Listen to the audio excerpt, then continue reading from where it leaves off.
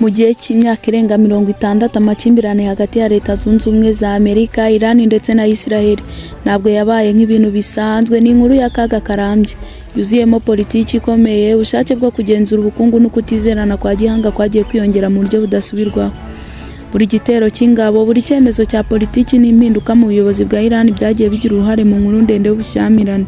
Byerekana ukuntu ibihugu bishobora gutera ubwoba abandi, bigatera abaturage kugira impungenge, kandi bikagaragaza ko isi yose ishobora guhura n'ingaruka zikomeye, haba mu mahoro asanzwe cyangwa mu ntambara. Uyu ni umwanya wo gusobanukirwa neza ukuntu amateka, ubushyamirane bw'ibihugu bikomeye n'urupfu rw'umuyobozi w'ingenzi bishobora guhindura ubuzima bw'abantu, ubukungu n'umutekano w'isi yose, kandi bikagutera kwibaza niba amahoro akiri mu nzira cyangwa umuriro w'intambara ugikomeza. Bahaye ikaze, nitwa Umutesi Gloriose. Reka tuvuge kuri Iran ndetse na Leta Zunze Ubumwe za Amerika.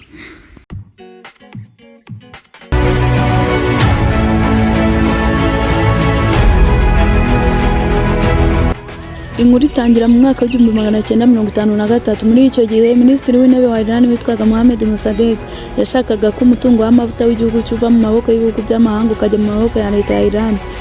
Byabangamiye cyane Ubwongereza, kandi Amerika nayibona ko bishobora guhungabanya inyungu zayo muri ako karere.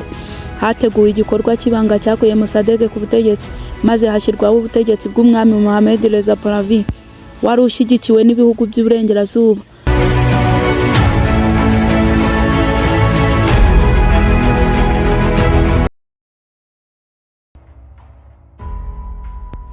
Nubwo Amerika yabibonye nk'intsinzi ya politiki, abanya-Iran benshi babifashe nko kwivanga mu bwigenge bwabo. Aho niho urubuto rwo kutizerana rwatangiye guterwa. Myaka yakurikiyeho, umwami yayoboye igihugu mu buryo bukomeye, ariko abaturage benshi bamushinjaga igitugu no gukorera inyungu z'amahanga. Mu mwaka wa 1979 habaye impinduramatwara ikomeye iyobowe na Ruhollah Khomeini, maze ubutegetsi bw'umwami buvaho, hashyirwaho Repubulika ya Kisilamu. Iyi mpinduka ntiyari iya politiki gusa, ahubwo yari ishingiye kuri ideology. Ubutegetsi bushya bwari bufite imyumvire yo kurwanya cyane Amerika n'inshuti zayo. Nyuma yaho bafashe ambasade ya Amerika i Tehran, bagafata abakozi bayo h'ingwate iminsi 444. Byasenye burundu umubano wa diplomasi. Kuva icyo gihe ibihugu byombi byabaye abanzi ku mugaragaro. Mu myaka yakurikiye, Amerika yashyizeho ibihano by'ubukungu kuri Iran igamije kuyihana no kuyishyira mu kato. Iran nayo itangira gushaka uko yakomeza kugira ijambo mu karere k'uburasirazuba bwo hagati, ishyigikira abafatanyabikorwa bayo mu bihugu bitandukanye. Ibi byatumye habaho irushanwa rikomeye hagati ya Iran na Amerika ndetse n'inshuti za Amerika, cyane cyane Israel. Buri ruhande rwafataga ingamba zo kwirinda, ariko urundi rukazifata nk'igitero, bituma amakimbirane akomeza kwiyongera. Mu myaka y'ibihumbi 2000 haje kwiyongeraho ikibazo cy'ingufu za nucleaire muri Iran. Aha Iran yavugaga ko ishaka ingufu za nucleaire mu buryo bw'amahoro, ariko Amerika na Israel bakekaga ko ishobora gukora intwaro za kirimbuzi. Mu mwaka wa 2015 habaye amasezerano mpuzamahanga yo kugabanya ibikorwa bya nucleaire muri Iran, ariko nyuma Amerika yivanye muri ayo masezerano, ibintu byongera kuzamura umwuka mubi. Ikibazo cya nucleaire cyabaye nk'umuriro wongereye ku makimbirane yari asanzwe ahari.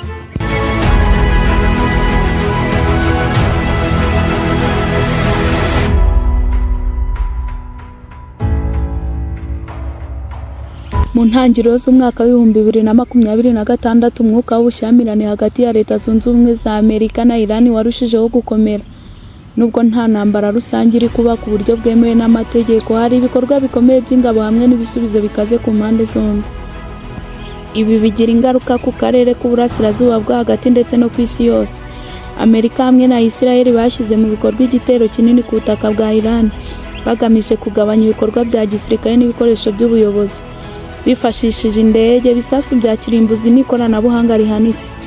Iki gikorwa cyateje ubwoba bwinshi mu karere, kikaba cyaratangije ibihe bishya by'ubushyamirane.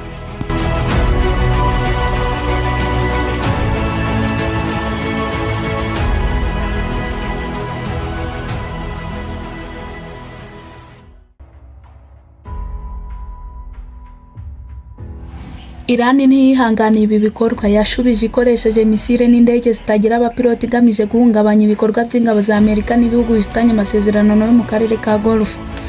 Ibitero byagabwe ku mijyi nka Dubai, Doha, Manama ndetse n'ahandi, bigaragaza ko ikibazo giteye ubwoba ku bihugu byo mu karere bishobora kwivanga cyangwa gufata uruhande.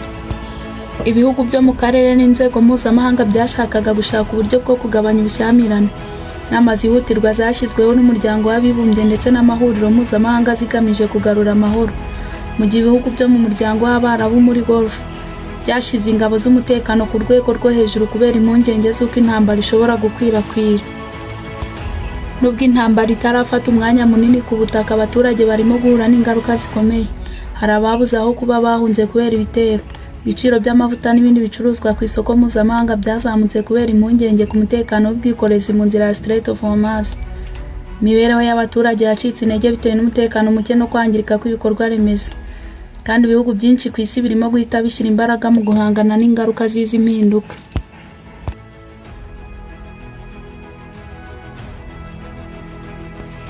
Amakimbirane agaragara no ku rwego mpuzamahanga kuko abantu mu bihugu bitandukanye barimo kwerekana amarangamutima yabo ku bikorwa bya Amerika na Iran. Hari imyigaragambyo yo kwamagana intambara, abandi bakerekana ko bashyigikiye igitero cyo gukumira Iran.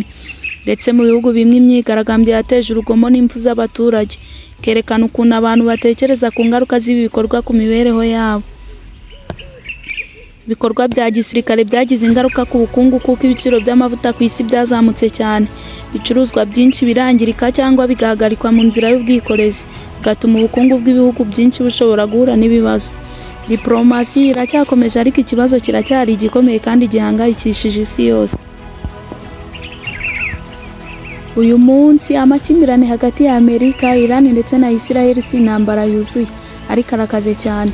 Buri gikorwa gisubizwa n'ikindi, bituma umutekano w'akarere n'ubukungu bw'isi bigenda nabi. Abaturage barimo guhungabana, ibiciro ku masoko biriyongera cyane, kandi ibihugu byo ku isi birimo gushaka uburyo bwo guhagarika urugomo. Ibi biracyari ibihe bikomeye kandi nta muti ugaragara.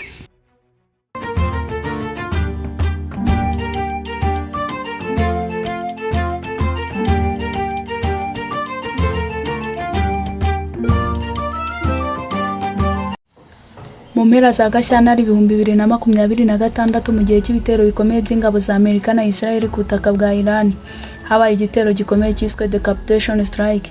Igitero cyateguwe kugira ngo gihitane abayobozi bakuru b'igihugu. Muri ibyo bitero umuyobozi mukuru wa Iran Ayatollah Ali Khamenei yari mu nzu y'i Tehran, murwa mukuru, kandi ni igitero kibanze kibasiye ibyicaro bye n'ibikoresho bye bya gisirikare. Amakuru yatangajwe agaragaza ko ibyo bitero byakozwe n'ingabo za Amerika n'iza Israel byari byarateguwe mbere hashingiwe ku makuru y'iperereza rya gisirikare. Byari ibitero byibanze ku hantu h'ingenzi ya gisirikare, harimo ibigo by'ingabo, abayobozi bakuru b'igisirikare n'inzego z'umutekano zikorera mu murwa mukuru.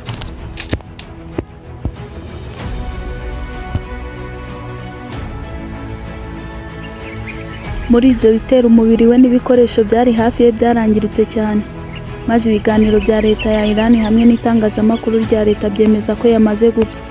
Nyuma y'ibyo bitero muri ayo masaha yo mu mpera z'umunsi w'icyumweru kimwe, raporo zemeza ko Khamenei yari afite imyaka 86 kandi yari ahagarariye ubutegetsi bwa Iran kuva mu mwaka w'1989 kugeza mu 2026. Akaba yari umuyobozi mukuru w'igihugu kandi yahanganye cyane n'ibikorwa byose yabonaga ko byateguwe na Amerika, cyane cyane ibyo yabonaga ko bigamije kugabanya ubushobozi bwa Iran mu karere. Umwaka we wa nyuma mu butegetsi wari wararanzwe n'umwuka mubi mu mubano n'ibihugu by'uburengerazuba, by'umwihariko Amerika na Israel, cyane cyane kubera porogaramu za nucleaire, ishyigikirwa ry'imitwe yo mu karere no kuba Iran yari ihanganye cyane n'ingabo z'ibindi bihugu. Nyuma yaho hatangaje urupfu rwe, leta ya Iran yatangaje ko hashyizweho iminsi 40 y'icyunamo hamwe n'iminsi 7 y'akaruhuko kugira ngo abaturage basenge kandi bitabire ibirori byo kumwibuka. Iran ibona ko ifite uburenganzira bwo kwirinda no kurengera abayobozi bayo, ndetse no gukoresha ingamba zigaragaza ko itazihanganira ibitero ku bayobozi b'igihugu. Ibi bikorwa byose bigomba gukorwa mu buryo buhuye n'amategeko y'igihugu ndetse n'imyemerere ya ideoloji ya politiki, kugira ngo uburenganzira bwo kwitabara bugaragare kandi bugire ishingiro.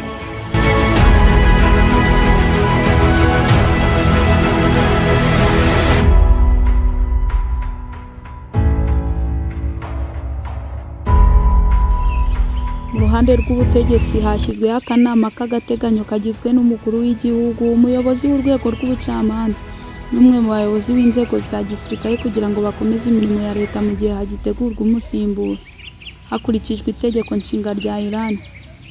Iki gihe kiracyari ikigoye kuko hari impinduka mu buyobozi kandi hari impungenge z'uko amakimbirane ashobora gukomeza kwiyongera.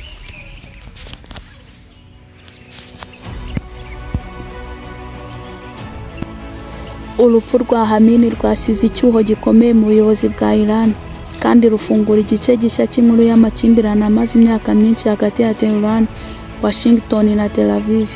Mu gihe hakiri gushakishwa umusimbura we hakurikijwe amategeko y'igihugu, isi yose iracyareba itegereje kumenya niba yari amahirwe yo kugabanya ubushyamirane cyangwa niba ari intangiriro y'indi ntera y'intambara itavugwa.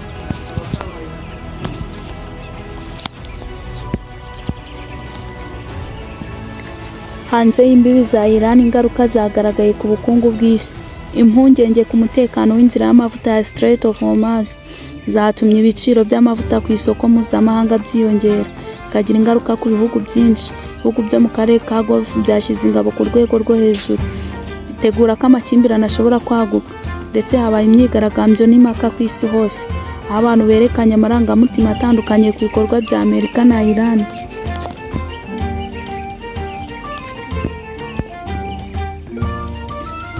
Diplomasi mpuzamahanga yagerageje gushaka inzira yo kugabanya ubushyamirane, ariko icyuho mu buyobozi bwa Iran n'umwuka w'akarere byatumye ibiganiro bigorana. Abasesenguzi batangiye kwibaza niba amakimbirane n'urupfu rwa Khamenei bizateza intambara ikomeye cyangwa bizafungura amahirwe yo gushaka amahoro mu buryo bw'igihe kirekire. Amakimbirane hagati ya Leta Zunze Ubumwe za Amerika ndetse n'igihugu cya Iran yarenze imbibi z'ubutaka bw'ibihugu byombi, ahindutse icyuho gikomeye mu mutekano w'akarere k'uburasirazuba bwo hagati n'isi yose. Ibi bikorwa bya gisirikare n'ibindi byemejwe mu minsi ya vuba byatumye inzira y'amavuta ya Strait of Hormuz ahanini ifunzwe cyangwa ihagaritswe by'agateganyo, bikangiza cyane ubuhahirane bw'ikirere n'ingendo z'ibintu by'ingirakamaro ku bukungu bw'isi. Ku rwego rwa Iran, ingaruka z'ayo makimbirane ntizigarukira gusa ku gisirikare. Igihugu cyahuriye n'ihungabana rikomeye mu bukungu. Agaciro k'ifaranga ry'igihugu kari kugabanuka cyane, ibiciro by'ibiribwa n'ibikomoka kuri peteroli byazamutse cyane, kandi abaturage benshi bagizweho ingaruka zikomeye n'imibereho mibi n'igabanuka ry'imirimo.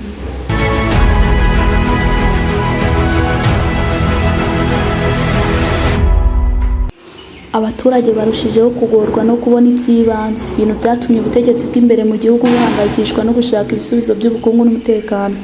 Ku isi yose ibyo bikorwa byatumye amasoko y'imari ahungabana cyane. Impungenge z'abashoramari ziriyongera umunsi ku munsi, kandi ibiciro ku masoko y'imigabane n'imari byaragabanutse kubera ubwoba bw'ingaruka z'igihe kirekire. Mu gihe isi gikurikirana aya makimbirane n'imitima ihagaze, ikibazo gikomeje gusigara mu ntekerezo za benshi ni kimwe: ese hazaboneka inzira y'amahoro n'ubwumvikane, cyangwa se amakimbirane azakomeza gusiga igikomere ku bukungu, ku mutekano no ku buzima bw'abaturage? Igihe kizagaragaza niba diplomasi izatsinda intwaro cyangwa niba umuriro w'ubushyamirane uzakomeza kwaka. Nitwa Umutesi Gloriose, reka dukomeze guhurira mu biganiro nk'ibi ngibi.